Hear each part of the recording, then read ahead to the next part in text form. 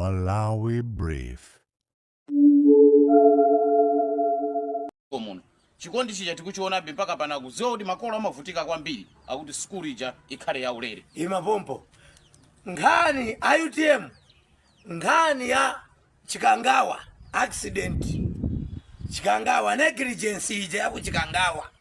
Inu a UTM mulipo ma MP 8 anthu amavota mmizimu anavota kuti adziwe za ngozi ya ifa ya Chilima ndi anthu ena 8 aja.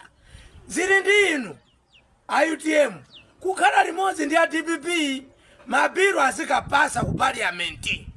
Chimodzimodzinso a UDF Aisha Mambo Adams, Mayesa Ajolbara, anthu amene ali kumbali kale ya DPP kupatikiza ma MP a independent.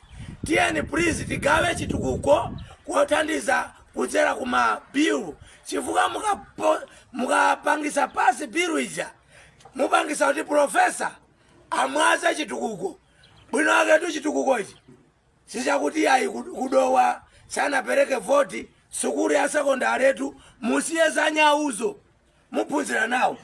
Komanso tili ku parliament kumene kugwirizana kufunika kwambiri.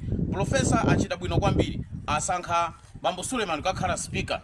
Tindi chikhulupiriro kuti ku chipani cha DPP komanso ma MPs ambiri agwirizana nazo chomwe amalankhula kuti chomwe kholo laona litakhala pasi iwe mwana sunga chone utayima. Ndiye ku UTM uko kwatuluka Nzimayi. Nimamvaso kuti Dr. Catherine Nzumara, Nzimayi womvetsa, Nzimayi wachichepere wa size wa nzeru zake zakuya amene amathandiza nthawi ya mavuto ndi mtendere omwe akuchita vai mpando wa deputy speaker kaya ndi second speaker.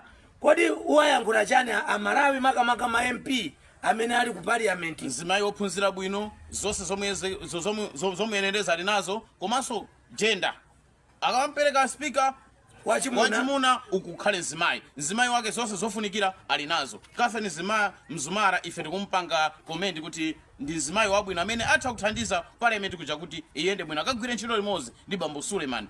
Tionaso kuti zimavutanso kuti kumpoto kunomba zapeza ayima mozi akubwera saa 2 ora 3 iyayi supporteni munthu mozi. Ndiye pachichewa amati nzako akati konzu nawe sombati konzu. A DPP mulandira support yokwana kuchokera ku chipani cha PP, UDF, UTM. Nzimayi yuyu Catherine, Dr. Catherine Nzumara uyu mupaseni support nanu a DPP. Tikudziwa kuti anthu amavota ndi cholinga choti zonse zikhale pamodzi. Chimene chinali common enemy wa ife ndi Chakwera ndi boma lake la Manyaka licha. Ndipo awa takayika sazabweraso yayi. Awa andi zaka 200 sazarwaso mboma MCP. Chipani cha Nkhanza, chipani cha Kupha, chipani cha Sankho, komanso chipani chosayamika.